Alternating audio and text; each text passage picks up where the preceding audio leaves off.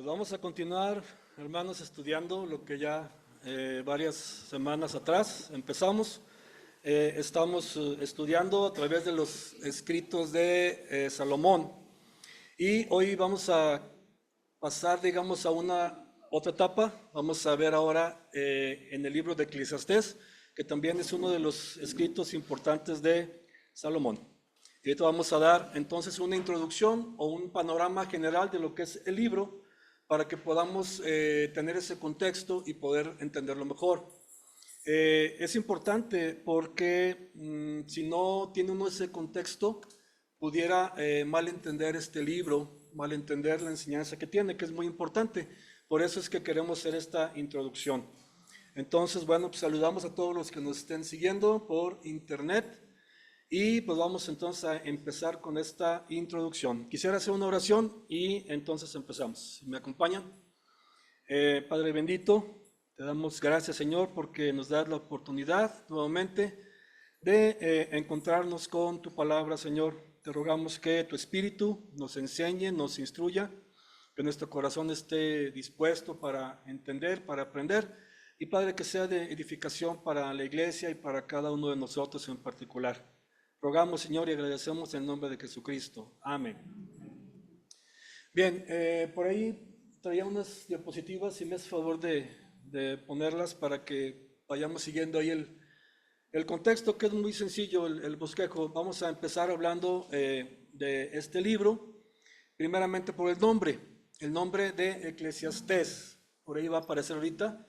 Este procede de una palabra griega, el nombre, que significa o viene de la palabra griega eclesia, que en el Nuevo Testamento se traduce como iglesia, o sea, como que suena, ¿verdad? Eclesia, iglesia, eclesiastés. Bueno, y también significa asamblea. Esto lleva la idea de un predicador, una persona que debate, una persona que enseña, digamos un maestro puede ser, hablándole a una asamblea de personas, digamos como en esta ocasión. Pues hoy me tocaría a mí ser el eclesiastés o la persona que está compartiendo, impartiendo, ¿no? Ahí en el libro de Eclesiastés, que ustedes supongo que ya lo tendrán ahí a la mano, en el versículo 1 del capítulo 1, o sea, el primer versículo, dice, palabras del predicador. Si notan ahí, el predicador aparece con mayúscula, hijo de David, rey en Jerusalén. Palabras del predicador. En el capítulo 12 y versículo 8 al 10 también aparece varias veces. Dice, vanidad de vanidades, dijo el predicador, todo es vanidad, todo en el capítulo 12. Y cuanto más sabio fue el predicador, otra vez aparece, tanto más enseñó sabiduría al pueblo. Hizo escuchar e hizo escudriñar, compuso muchos proverbios, procuró el predicador, otra vez aparece ahí, hallar palabras agradables y escribir rectamente palabras de verdad. Entonces, esa palabra ahí se traduce, es la palabra que se traduce como predicador. También hay una palabra en el hebreo que es coelet, no sé si aparece ahí, si me es favor de avanzar una diapositiva, ahí está, coelet, no sé si se pronuncia así, pero del hebreo. Y esa palabra pues también tiene el mismo significado. Tiene que ver como con aquella persona que es un convocador de una reunión o un reunidor de una reunión y que pues predica, ¿verdad? Entonces por eso se le llama así a este libro y pues tiene que ver con Salomón. Ahorita vamos a ver entonces acerca de eso, pero vamos a ver ahora la fecha. La fecha, estuve consultando varios eruditos, estudiosos y pues no varía tanto, más o menos cae en el 935 antes de Cristo. Aunque algunos que no consideran que Salomón haya sido el autor, pues lo ponen mucho después, pero no tiene mucho sentido. Nos quedamos con que es Salomón el que escribió este libro. Vamos a ver al siguiente punto, que es precisamente hablar de el autor. El autor, pues comúnmente aceptado es Salomón, aunque algunos pocos suponen que no haya sido Salomón, porque en el libro él dice, fui rey sobre Jerusalén. como que habla en un tiempo pasado, y cuando Salomón muere, pues todavía era rey en Jerusalén. Entonces alguien puede suponer que a lo mejor lo escribió otro autor, algunos pensaban que Isaías, o etcétera, pero pues no, no creemos eso, porque el único que encaja bien en la descripción que el mismo libro nos da al principio, pues es Salomón, porque si se fijan ahí, dice en el versículo 1:12, capítulo 1, versículo 12, dice: yo, el predicador, fui rey sobre Israel en Jerusalén. También dice que es hijo de David. Entonces David tuvo varios hijos, pero el único que encaja en esa descripción pues es Salomón, ¿no? Entonces nos quedamos con que Salomón escribió este libro. ¿Perdón? ¿Preguntaban algo? No. Muy bien. También habla de la sabiduría que solamente Salomón tuvo. Ya estudiamos cuando empezamos a estudiar Proverbios que él tuvo un encuentro personal con Dios. Dios le dice: pues dime qué es lo que quieres que te dé. Y él dice: pues quiero que me des sabiduría, porque yo no sé ni cómo entrar ni salir, y tu pueblo es muy grande. A Dios le agradó y le dio la sabiduría sobre cualquier otro que había existido, y aparte le dio pues riquezas, honra, bienes, etcétera. Entonces solamente Salomón encaja en esa descripción. Se le conoció a él pues por la sabiduría, por la riqueza, porque disfrutó de muchos placeres, y pues ningún otro encaja bien ahí. Ahora, aquí esto es importante, me parece a mí. ¿Por qué es tan importante destacar que haya sido Salomón el que escribe este libro? Bueno, tengamos en cuenta que él fue el hombre más sabio que vivió en ese tiempo, ¿no? Que ha existido sobre la tierra. Entonces eso ya le da pues una categoría muy diferente a nosotros, ¿no? Yo creo que si yo o alguno de ustedes aquí hiciéramos todo ese análisis que hace Salomón a través de su vida, y al final presentáramos nuestras conclusiones, pues a lo mejor no sería tendría tanto peso como Salomón, quien tuvo a su mano, a su disposición, poder disfrutar de todo lo que él quería. Nada de lo que él deseó se quedó fuera de su mano, nada de lo que él vio y deseaba lo pudo, se quedó fuera de sus deseos, la riqueza, la sabiduría. Entonces, pues es importante destacar que este hombre es el que hace todo ese análisis, y al final de su libro nos da una conclusión. Por eso creo que es muy importante. Ahora, vamos a ver ahí en Primero de Reyes 4, versículo 29. Es algo que ya habíamos estudiado, pero lo vamos a repasar otra vez en Primero de Reyes 4, 29 y en adelante. Voy a esperar un poquito para que lo puedan encontrar. Primero de Reyes 4. Lo va a encontrar antes de Segundo de Reyes. Es para ayudarles un poquito a que lo encuentren, ¿verdad?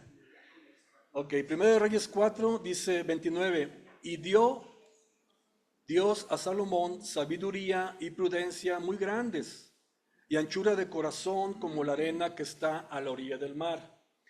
Fíjense bien, era mayor la sabiduría de Salomón que la de todos los orientales, y que toda la sabiduría de los egipcios. Aún fue más sabio que todos los hombres, más que Etán Esraíta, y que Emán, Calcol y Darda, hijos de Maol. Y fue conocido entre todas las naciones de alrededor. Y compuso 3000 proverbios, que ya estudiamos algo de eso, y sus cantares fueron 5000. Mire otra faceta de Salomón que no habíamos estudiado. Era cantante, ¿eh? Y creo que de los buenos, porque no sé si usted sepa de algún cantante que tenga 1000 canciones, más de 1000 canciones. Juan Gabriel, bueno, estaba a la altura de Juan Gabriel, dice Víctor. Entonces, también disertó sobre los árboles, desde el cedro del Líbano hasta el hisopo que nace en la pared. Asimismo disertó sobre los animales y sobre las aves, sobre los reptiles y sobre los peces, ¿verdad? Y luego Charles Darwin como que quiso traer una novedad cuando ya Salomón había analizado todo eso. Y para oír la sabiduría de Salomón venían de todos los pueblos y de todos los reyes de la tierra, a donde había llegado la fama de su sabiduría. Entonces, tomando en cuenta esto, pues todo el análisis que hace Salomón, pues es importante, ¿no? Porque nadie tenemos ese nivel de conocimiento. Ahora, también era el más rico, que nada que deseara se quedara fuera de su mano y que al final de su vida hace un análisis de todo lo que ha sido para él, todo lo que ha disfrutado, todo lo que ha hecho, y después de todo eso, él nos da, y aún viviendo en idolatría, porque recordemos que vivió también en idolatría, siguiendo a las mujeres que tenía como esposas, como concubinas, y después de todo eso, pues llega a conclusiones que resultan muy significativas para nosotros, es muy importante. Entonces, como ya comenté, lo más probable es que ninguno de nosotros tendríamos esa capacidad de analizar todas las cosas y que nuestras conclusiones no serían a lo mejor tan válidas, de tanto peso como las de Salomón.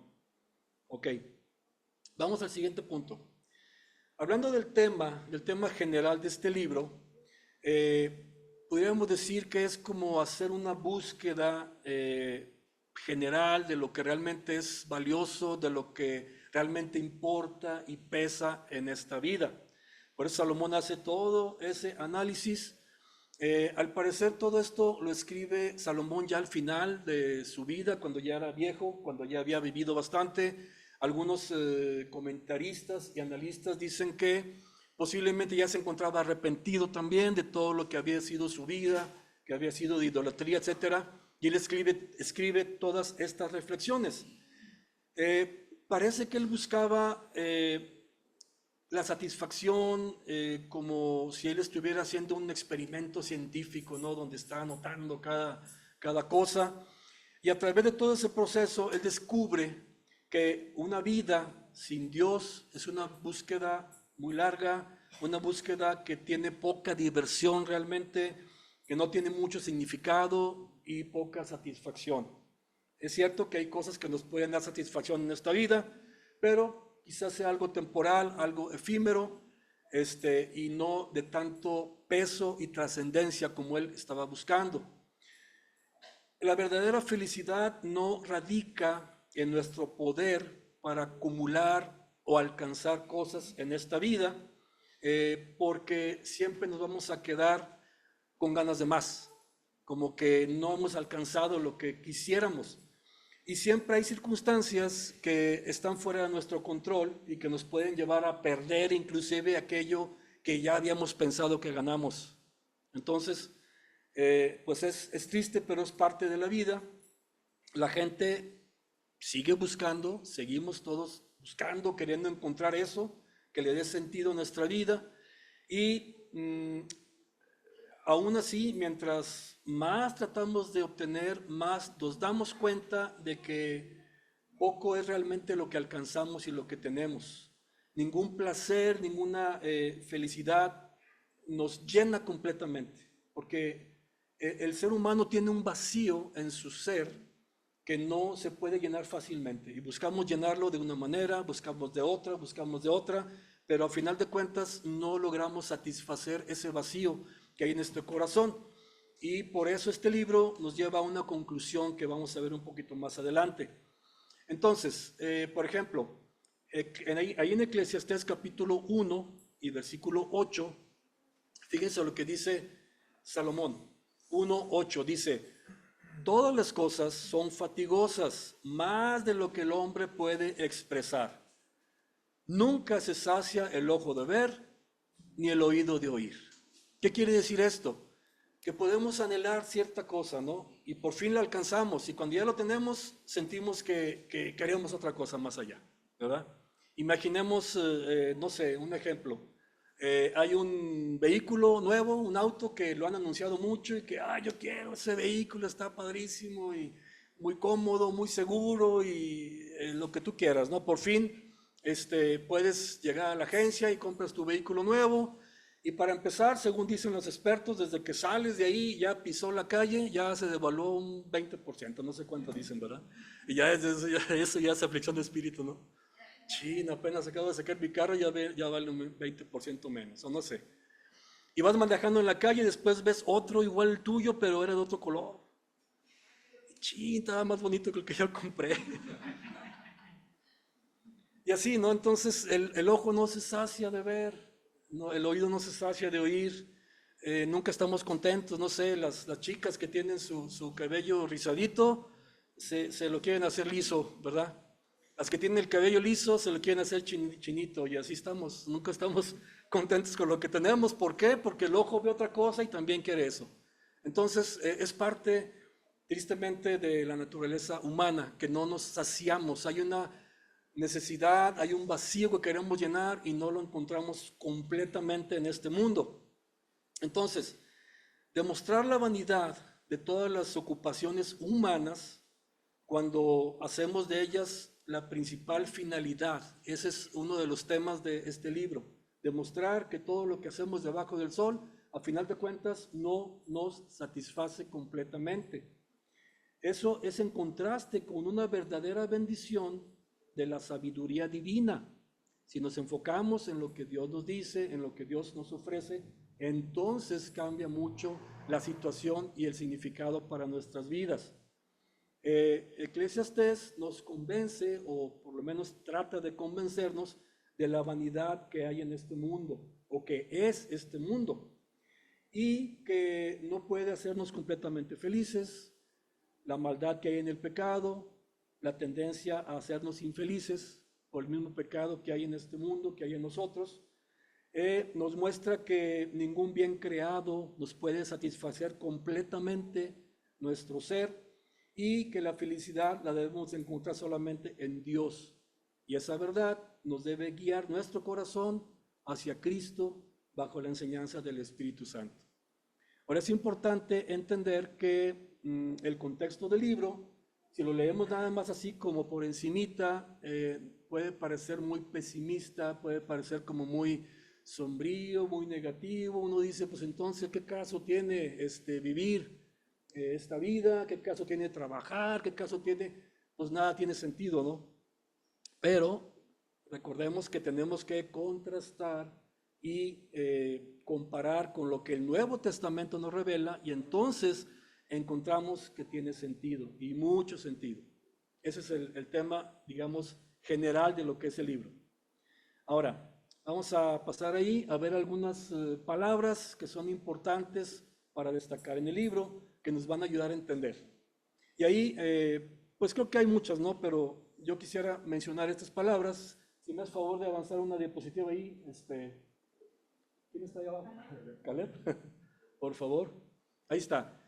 Miren, la palabra hombre aparece por lo menos unas 56 veces en el libro, que ya nos está dando a entender que tiene que ver mucho con el hombre.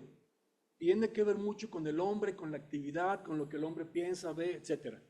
Eso es importante. Otra palabra que aparece muchas veces es la palabra trabajo, y aparece 26 veces.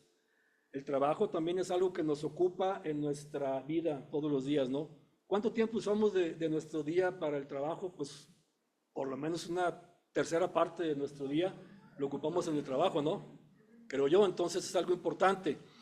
Y aquí viene una muy importante que creo que tenemos que destacar: dos palabras o frases: debajo del sol y vanidad.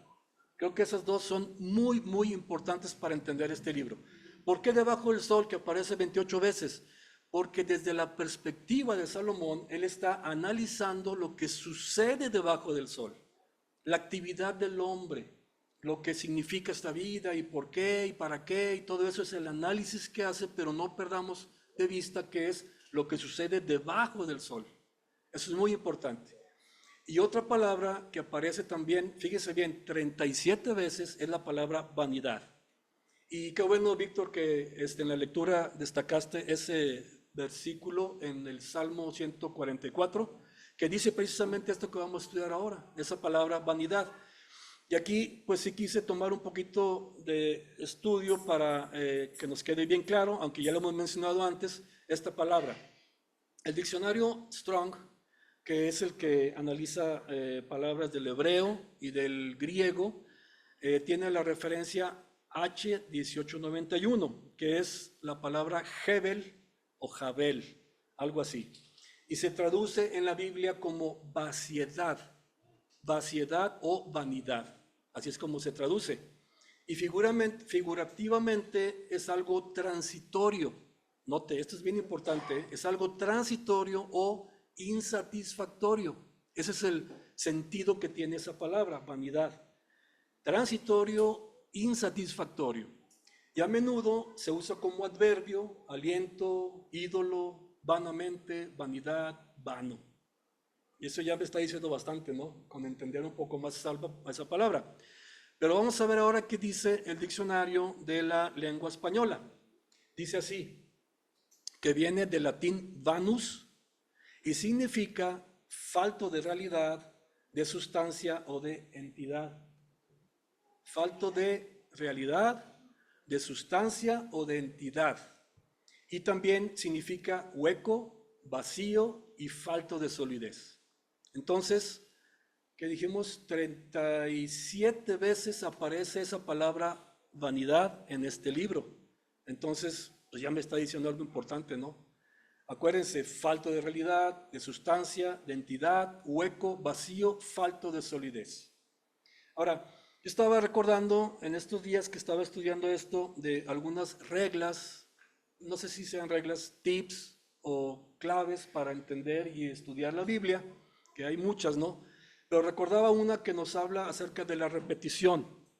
Dice que cuando en un texto de la Biblia, en un párrafo, en un capítulo o en un versículo, una palabra o concepto se repite, tenemos que poner mucha atención porque se está repitiendo. Es como si Dios nos dijera, oye, esto es así, ¿me entendiste? Bueno, te lo voy a repetir. Y Dios lo repite. Entonces hay que poner mucha atención cuando se repite una palabra o un concepto en la escritura. Fíjense lo que, otra también muy importante que estaba recordando es cuando leemos en la Biblia, y usted va a ver, se va a acordar que muchas veces aparece esa palabra, o esas dos palabras, he aquí. ¿Lo han visto? He aquí, tal y tal. Hay que poner mucha atención porque es como si Dios te dijera, aquí, ponme atención aquí lo que te voy a decir. Entonces, esas son bien importantes. Bueno, el apóstol Juan, cuando termina de escribir su evangelio, el evangelio de Juan, ya en el último capítulo, creo que es en el capítulo 21-25 del evangelio de Juan, si quiere búsquelo ahí para que lo leamos. Juan 21-25.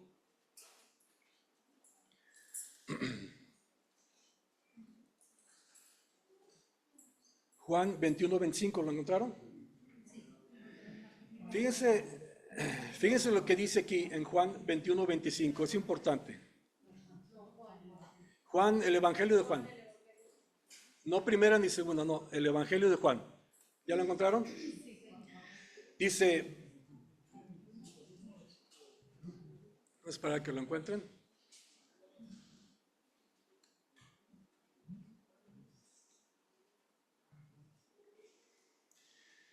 Bien, dice, y hay también otras muchas cosas que hizo Jesús, las cuales, si se escribieran una por una, pienso que ni aún en el mundo cabrían los libros que se habrían de escribir. Amén.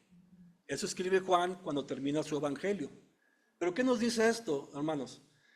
Que del universo enorme que hay de cosas que se podrían escribir acerca de lo que hizo Jesús, Dios dijo, voy a escoger esto.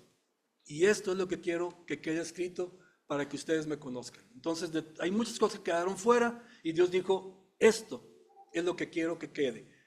Muchas cosas no vamos a saber ahora, quizás Dios dice, en el cielo les platicaré más, pero ahorita quiero que sepan esto. Entonces, si Dios nos está repitiendo algo en la Biblia y muchas cosas quedan fuera, quiere decir que es algo muy importante, ¿no les parece?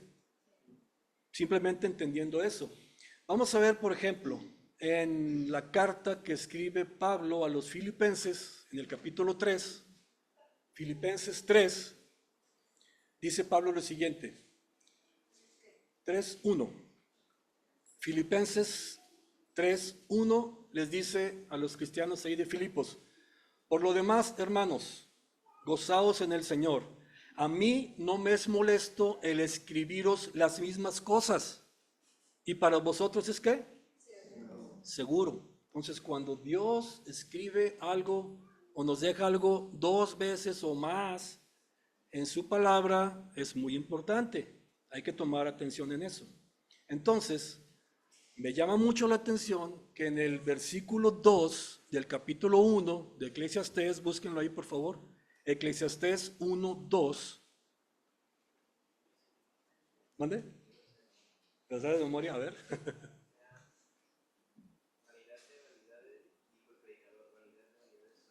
Exactamente. Gracias, gracias. ¿Cuántas veces aparece la palabra vanidad o vanidades en un solo versículo? 5 veces. Entonces ya no son dos, ya no son tres, son 5 veces nos dice ahí Salomón, hey, vanidad de vanidades, todo es vanidad. Entonces, ¿qué significaba vanidad, hermanos?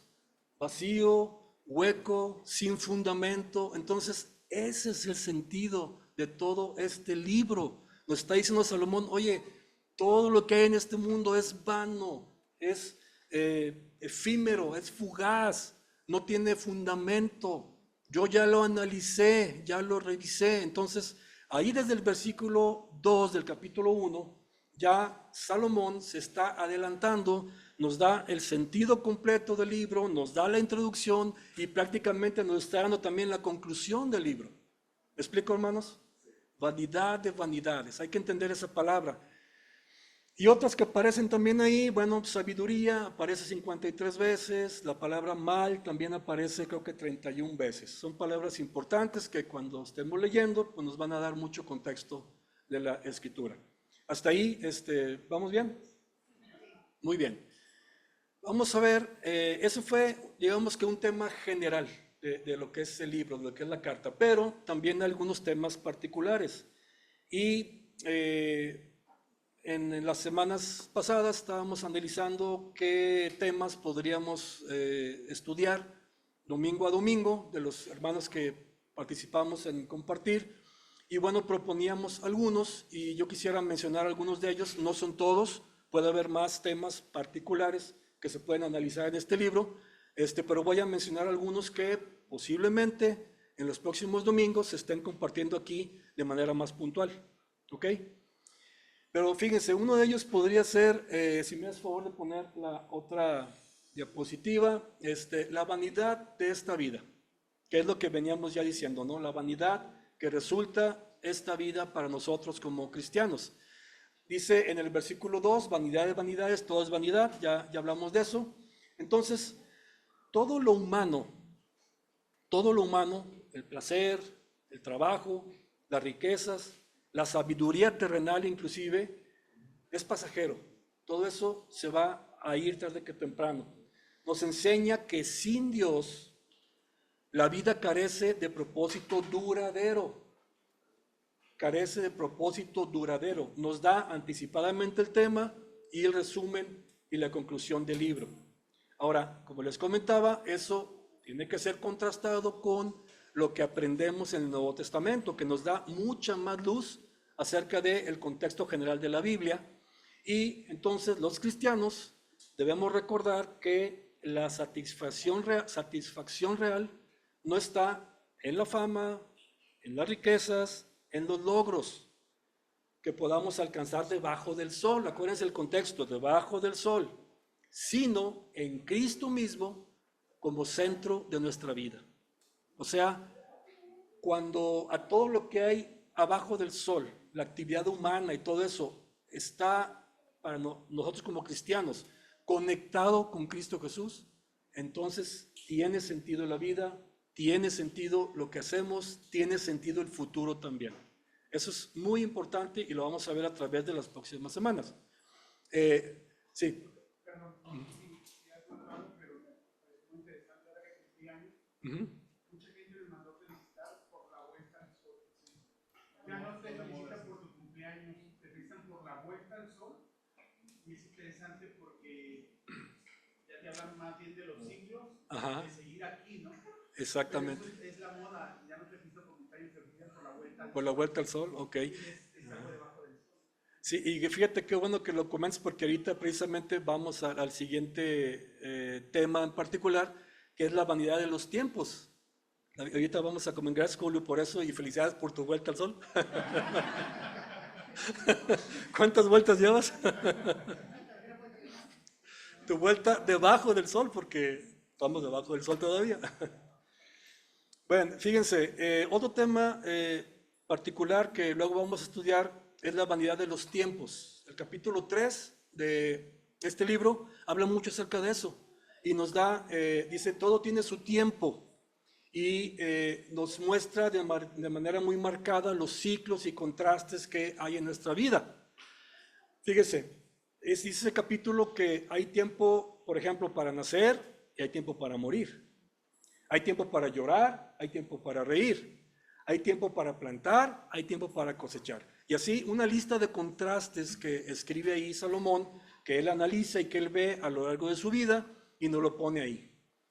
El tema aquí es que el mismo libro de Eclesiastés dice, creo que es el capítulo 9, no lo noté, parece que el 9 dice que tiempo y ocasión a todos nos acontece. ¿Qué quiere decir eso? Que todos vamos a pasar por tiempos de gozo, pero también por tiempos de tristeza. Vamos a tener tiempos de edificar, pero también de derribar, de llorar, de reír, etcétera. Salud. Por ejemplo, no sé, el nacimiento de un bebé en la familia, ya sea un hijo, un nieto, un sobrino, nos puede traer mucho gozo y alegría. Creo que así es, ¿no? Pero también cuando despedimos a un ser amado, pues nos trae mucha tristeza. Entonces, le aseguro, te va a pasar, nos va a pasar, si es que no les ha pasado ya. ¿Y por qué es la vanidad de los tiempos? Porque eso no está en control de nosotros, hermanos. Inclusive ahorita que decía Julio su comentario, también muchas veces decimos de manera coloquial, ¿cómo está el tiempo hoy?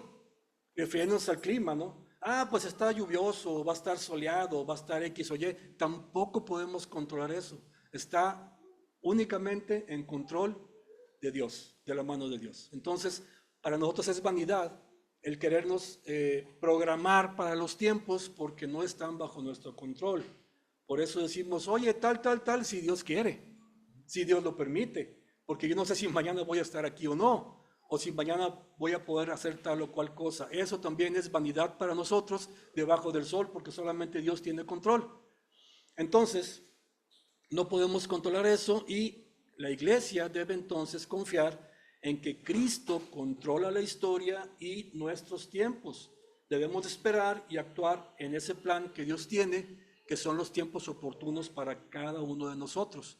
Aprender a vivir bajo ese designio de Dios. En Gálatas 4, si gustan ahí ver Gálatas capítulo 4 y versículo 4, vemos cómo Dios tiene establecido el tiempo que Él quiere, a la hora que Él quiere, como Él quiere, dice en Gálatas 4:4. Pero cuando vino el cumplimiento del tiempo, Dios envió a su Hijo, nacido de mujer y nacido bajo la ley. ¿Pero cuándo sucedió esto? Cuando vino el cumplimiento del tiempo. ¿Y quién establece ese tiempo? Dios. Entonces, ese Mesías, tan esperado por años y años y no sé, siglos, vino en el momento en que el Señor quería que viniera. Entonces, así es también para nosotros lo que sucede en nuestra vida, lo que sucede en el mundo en general. Sabemos que el Señor va a regresar. ¿Cuándo? Pues no sabemos, pero va a regresar, ¿no? Y sabemos, bueno, todo lo que la Biblia nos revela. Entonces, sería un tema interesante estudiar la vanidad de lo que es el tiempo que no está debajo o bajo nuestro control, sobre todo bajo el sol, ¿no? Bien, otro tema que puede ser ahí interesante para estudiar, la vanidad del placer mundano. No sé si quieras poner ahí el diapositiva por si alguien quiere anotarlo, Caleb. La vanidad del placer mundano. ¿Esta vida nos puede dar placeres, hermanos? ¿Ustedes qué piensan? ¿Podemos tener placer? Pues sí, ¿verdad? Hay cosas que nos pueden dar placer. El tema es que, pues quizá no sea pleno, quizá no sea duradero, quizá sea algo efímero, algo que se va a desvanecer en algún momento. Entonces sí hay placer. De hecho, aunque esté feo decirlo, pero inclusive el pecado puede traer placer, ¿no? Sobre todo para la carne. Pero eso es algo que se va tarde que temprano a desvanecer. Entonces Salomón probó todo tipo de placeres, proyectos, tesoros, pero halló vacío. Simplemente a final de su vida dijo, híjole, todo eso que disfruté, todo eso que viví, todo eso que obtuve, para mí fue nada. Se desvaneció. Eso lo podremos estudiar en el capítulo 2, capítulo 5. Pero vemos que la riqueza es incierta, buscar en ella la felicidad, a final de cuentas lleva a frustración. ¿Cuántas cosas están fuera de nuestro control, hermanos? Gente que tiene todo el recurso económico, digamos, no pueden curarse una enfermedad. Han sabido de gente así, ¿no? Que tiene todo el recurso y pues se van porque no está bajo su control. Entonces, no está la felicidad necesariamente ahí. Resulta muy interesante entonces entender que el análisis y conclusión de Salomón viene de alguien que tuvo todo a su disposición para alcanzar y disfrutar en medio de una sabiduría grandísima que Dios le dio, cosa que no tenemos nosotros. Entonces es importante lo que él está comentando. Vamos a ir a Eclesiastés capítulo 2. Eclesiastés 2.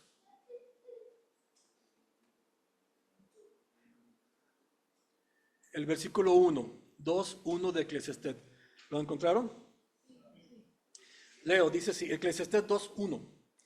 Dice, dije yo en mi corazón, ven ahora, te probaré con alegría y gozarás de bienes, mas he aquí, esto también es vanidad. Vamos a brincar al versículo 10.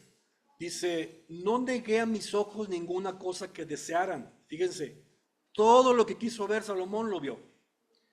Ni aparté mi corazón de placer alguno. Todo lo que le causaba placer, él lo obtuvo. Porque mi corazón gozó de todo mi trabajo y esta fue mi parte de toda mi faena. Miré yo luego todas las obras que había hecho o habían hecho mis manos y el trabajo que tomé para hacerlas. Y fíjense lo que dice ahora. Y he aquí, ¿se acuerdan la frasecita? He aquí, muy importante. He aquí, como dice, aquí, pongan atención. He aquí, todo era vanidad y aflicción de espíritu y sin provecho debajo del sol. Todo lo que obtuvo, todo lo que gozó, todo lo que disfrutó, todo lo que alcanzó, a final de sus días dice, todo fue vanidad. Todo fue vanidad. Interesante, ¿no? Las conclusiones de Salomón. Ahora, hablando un poquito de ya lo que el Nuevo Testamento podemos entender, los placeres y riquezas no nos llenan y Jesús dice en Mateo 6:19 al 21, Mateo 6, si quieren buscarlo ahí, 6:19, búsquenlo ahí para que no se me queden dormidos. Mateo 6:19, no todos al menos. ¿Lo encontraron? Sí. Mateo 6:19 dice Jesucristo, no os hagáis tesoros en la tierra, donde la polilla y el orín corrompen, y donde ladrones minan y hurtan, sino haceos tesoros en el cielo, donde ni la polilla ni el orín corrompen, y donde ladrones no minan ni hurtan, porque donde esté vuestro tesoro, ahí estará también vuestro tesoro. ¿Qué está diciendo aquí entonces Jesucristo? Oye, no te hagas tesoros debajo del sol, mejor haz tesoros por encima del sol, ¿verdad? Eso es lo que está diciendo, porque todo lo que hay aquí, todo se va a destruir, nada te vas a llevar. Desnudo llegaste del vientre de tu madre y desnudo te vas a ir sin llevar nada en tu mano, al polvo de la tierra.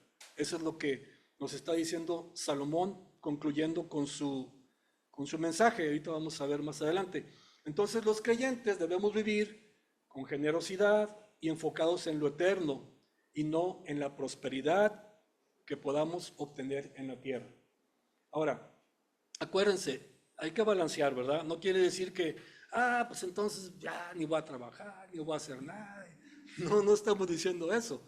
Hay que seguir trabajando, luchando, lo que sea, pero enfocados en lo que Dios quiere para nosotros, en cómo podemos servir a Dios en lo que Él nos permite hacer.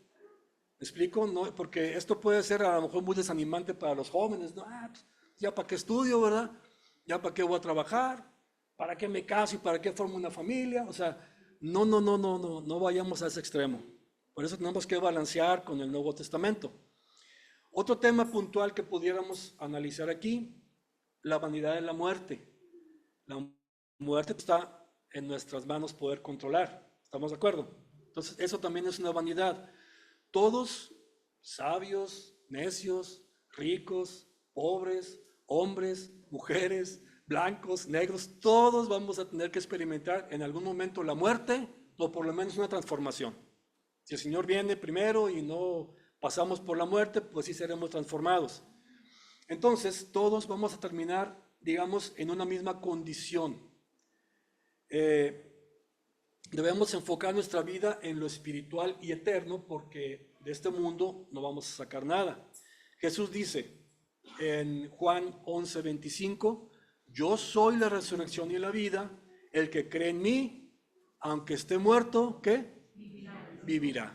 Entonces, podemos confiar en que Cristo nos promete esa vida. Los creyentes entonces anunciamos que Cristo venció la muerte y nuestra esperanza es la resurrección. No debemos vivir con temor a la muerte porque Cristo nos promete vida eterna desde ahora. A propósito, pues allá en el trabajo están proponiendo que hagamos un altarcito ahí para los muertos, ahora que viene lo del Día de los Muertos, y oye, ¿quieres participar? Y qué yo, ay, yo no quiero hacer eso, ¿verdad? Yo no celebro la muerte, yo celebro la vida. La muerte costó mucho y Cristo tuvo que pagar con su vida para que tengamos vida. Yo no voy a poner altares. No, pero que mira que tu familia, mi familia está en el cielo. Mi esposa, mi padre, mi madre están vivos más que tú y que yo, están en el cielo. Entonces, no le encuentro sentido, pero ahí están, muele y muele. Ay, ok, está bien, ya. Tuve que estar haciendo, ¿cómo se llama? Florecitas de cempasúchil, ¿cómo se llama? De papel, no sé qué, para pues ya les ayudé, ok, ya ahí está su altarcito. Trajeron sus fotografías y yo dije, yo me quedo aparte. Pero bueno, el mundo celebra esas cosas, ¿no? Oigan, es curioso que eso es algo que sale de México, esa costumbre de celebrar el Día de Muertos, pero como que está difundiendo mucho por el mundo, ¿no? Qué curioso, pero bueno. El pan de muertos sí, ese sí no, ese sí no. Ahí sí participamos. ¿Mande? Sería bueno estudiar sobre la muerte porque al final va a ser juzgada, ¿verdad? Y Sí. Proverbios 8:36, que todo aquel que ama la muerte, no todo aquel que me odia ama la muerte. Exactamente, porque Cristo es el que vino a darnos la vida, Él es la vida, entonces, pues si uno rechaza a Cristo que es la vida, pues ¿qué estás amando entonces? Pues la muerte, ¿no? Y los que adoran la Santa Muerte y etcétera. Así es, entonces, bueno. Voy a continuar, hay un tema más que tengo aquí, que es la vanidad de la ciencia humana, la vanidad de la ciencia humana. Hay una cierta ciencia o conocimiento que el hombre genera a través de los años que pretende explicar todo lo que sucede, pero la verdad es que no hay explicación para todo. Hay muchas cosas que son solamente teorías, ¿no? Como el famoso Big Bang, que de ahí surgió todo, pero sigue siendo una teoría. O sea, no es algo comprobado. Entonces, eh, por más que el hombre busque entenderlo todo, siempre habrá algo de misterio. Vamos ahí a Eclesiastés 8:16. Eclesiastés 8:16. Y 17. ¿Alguien lo quiere leer para que participe? 16 y 17 del capítulo 8. Sí, adelante, por favor. Yo pues dediqué mi corazón a conocer sabiduría y a ver la faena que se hace sobre la tierra, porque hay quien ni de noche ni de día ve sueño en sus ojos. Y he visto todas las obras de Dios, que el hombre no puede alcanzar la obra que debajo del sol se hace. por mucho que trabaje el hombre buscándola, no la hallará. Aunque diga el sabio que la conocen, no por eso podrá alcanzarla. Así es, muchas gracias. No podemos, el hombre no puede alcanzar toda la sabiduría, no puede explicar todo lo que sucede. Tiene teorías, tiene suposiciones y cuando no, como dicen, todo lo sabe y lo que no lo inventa, ¿verdad? Inventan cosas para explicar cosas que suceden en el mundo que no tienen explicación más que lo que Dios nos ha revelado en su palabra. Eso sí es verdad para nosotros.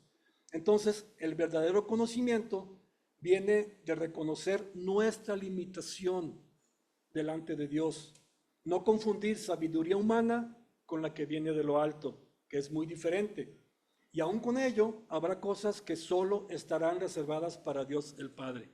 Dios el Padre, porque aún Cristo hay cosas que no las sabe. ¿Sabían eso?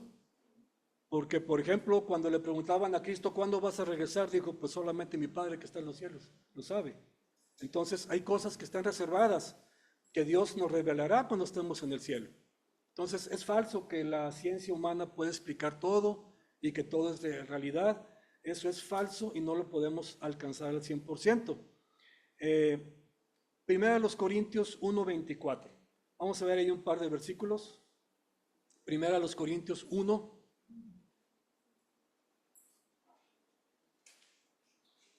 Primera de los Corintios 1 y busque ahí el 24. Sí. Ajá. Jesús no sabe, hay cosas que no sabe, pero como hombre o como Dios. Pues supongo que como hombre, digo, no había pensado mucho en eso, pero la verdad es que él dice, el día y la hora solo mi Padre lo sabe. Ajá. Estaría bien estudiar un poco más de eso, no sabría. Sí. Lo que pasa es que ese comentario que hace es interesante porque no hay que olvidar que en un principio Dios, por voluntad propia, rechaza todos los privilegios. Cristo, ajá. Todos los privilegios de su divinidad. Entonces, a lo mejor por ahí podría entenderse esta parte. Y no sé si dice que él creció en conocimiento y sabiduría también.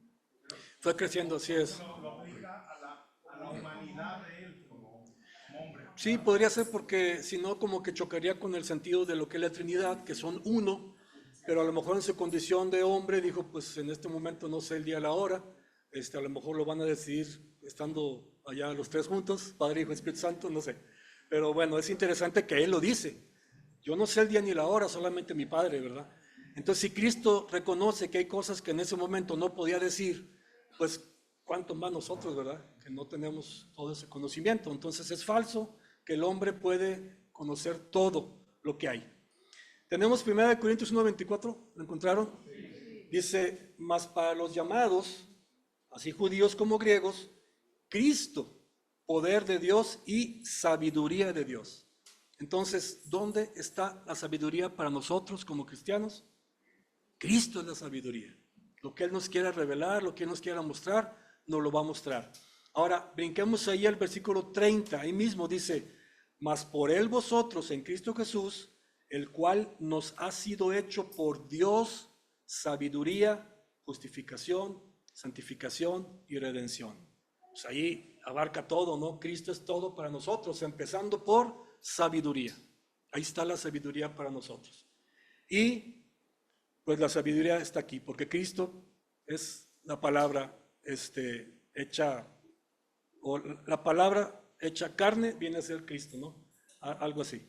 El verbo se hizo carne, dice. Muy bien, hay más temas, obviamente, que se pueden analizar de manera puntual en el libro. Ya en las próximas semanas estaremos exponiendo cada uno de ellos con más detalle. Por ahora quisiera hablar de la conclusión del libro y pues creo que queda muy claramente detallada, especificada por Salomón al final de su libro en el capítulo 12 y versículo 13. Dice así, en el 12:13 de Eclesiastés, ya va a terminar su discurso ahí el predicador, y él concluye con lo siguiente, dice, el fin de todo discurso oído es como dijera, mira, después de todo mi perorata, aquí te va la conclusión. Teme a Dios, guarda sus mandamientos, porque esto es el ¿qué? El todo del hombre. ¿Qué dijimos que era la vanidad? Pues es como nada. Pero aquí es el todo del hombre. Guardar los mandamientos, temer a Dios. Porque Dios traerá toda obra a juicio, juntamente con toda cosa encubierta, sea buena o sea mala. Obviamente todo esto hay que, como les decía, contrastarlo con el Nuevo Testamento, con la luz que nos da, y vamos a tener un conocimiento mucho más completo de lo que la Biblia nos enseña. Entonces, las verdades de Dios no se revelan de una vez por todas. Sabemos que la Biblia tiene una progresión, y conforme vamos leyendo y entendiendo, vamos recibiendo más conocimiento, más luz. Hay un desarrollo progresivo de la verdad y debemos interpretar Eclesiastés a la luz del Nuevo Testamento. Si la muerte lo fuera a terminar todo, salud, entonces, pues, ¿qué sentido tiene vivir esta vida? Pero para nosotros, hermanos, entendemos que la muerte es solamente un paso, digamos, para pasar más allá del sol, que es lo que... Hay un canto, ¿verdad?, que se llama Más allá del sol. Sí, sí es cierto, ¿verdad? Ahorita en lo que termino, prepárenlo para cantarlo ahorita. No, no es cierto. Pero hay un canto que dice Más allá del sol, ahorita me acordé. Entonces, cuando conocemos a Cristo como Salvador y Señor, nuestra vida se convierte en algo muy emocionante, algo por fe, algo que vale la pena vivir.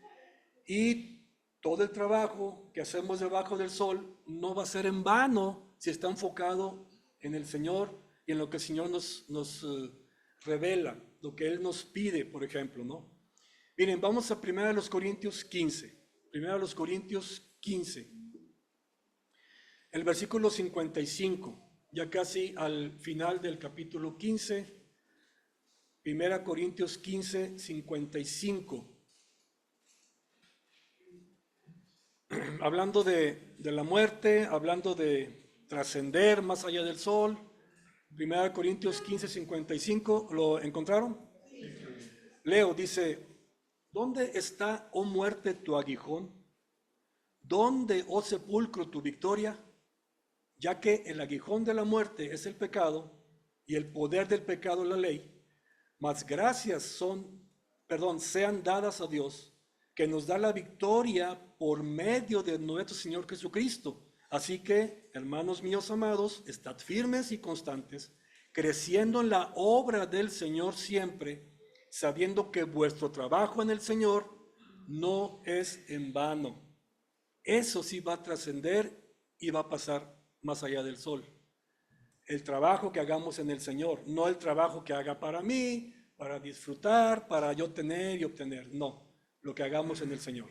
Eso es importante. Ahora, la salvación y la resurrección en Cristo hacen que la vida sea digna de vivirse. Cuando tenemos eso enfocado, cuando estamos enfocados en eso, entonces vale la pena vivir, vale la pena disfrutar de lo que tenemos en esta vida y que Dios nos da.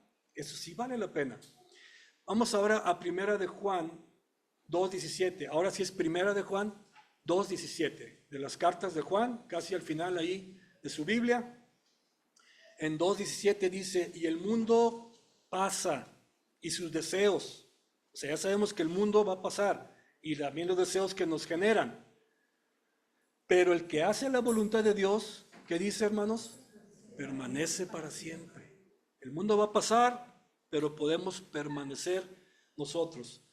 Apocalipsis 14:13, y ya este va a ser el último que vamos a leer, Apocalipsis 14:13. Ya casi ahí al final es el último libro. Capítulo 14, versículo 13 dice, oí una voz que desde el cielo me decía, escribe, bienaventurados de aquí en adelante los muertos que mueren en el Señor. Sí, dice el Espíritu, descansarán de sus trabajos porque sus obras con ellos siguen. Entonces sí hay cosas que podemos y debemos hacer debajo del sol que son bendecidas por Dios y que pueden trascender más allá del sol. Entonces, las conclusiones de Salomón recalcan esto. Vive por fe, obedece a Dios y Él se encargará del resto. Disfruta las bendiciones, invierte tu vida en lo que realmente cuenta Y la cura entonces, hermanos, para la vanidad que genera esta vida es hacer de Dios el centro de nuestra vida, temer a Dios a lo largo de la vida y llenar nuestra vida con un servicio a Él, sirviéndole a Él y a los demás, en vez de llenarnos con placeres egoístas. Esa sería, digamos que la conclusión general del libro, lo que nos lleva a entender Salomón y pues contrastándolo con el Nuevo Testamento. Las próximas semanas vamos a ver ya temas más puntuales, también emanados de este libro y obviamente pues comparando escritura con escritura. Entonces yo quisiera, ya para terminar, dejar un par de preguntas ahí en nuestra mente para que nos las llevemos y pensemos un poquito en eso. La primera es, ¿en qué está enfocada mi vida el día de hoy? ¿En qué estoy enfocando mi vida? ¿En qué estoy esforzándome? Y la otra pregunta es, ¿cuántos de mis trabajos y esfuerzos pasarán conmigo encima del sol? ¿Cuánto de lo que estoy haciendo hoy diría, esto tiene trascendencia para conmigo, para con Dios? Bien, quisiera hacer una oración para terminar y terminamos el tiempo. Padre,